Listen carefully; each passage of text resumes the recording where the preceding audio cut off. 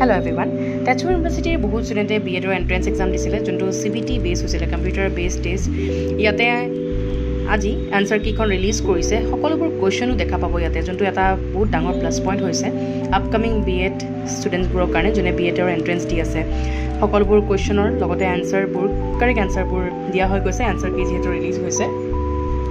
এবাৰ সকলোৱে চাব ইয়াতে কোৱেশ্চনছবোৰ বিৰাতে ইম্পৰ্টেন্ট হয় এডুকেশ্যন বেস কোৱেশ্চন হয় আমি এক্সপেক্ট কৰো যে এনেকুৱা কোৱেশ্চন সেম নাহিলেও এটলিষ্ট টপিকবোৰ সেম পিক কৰিব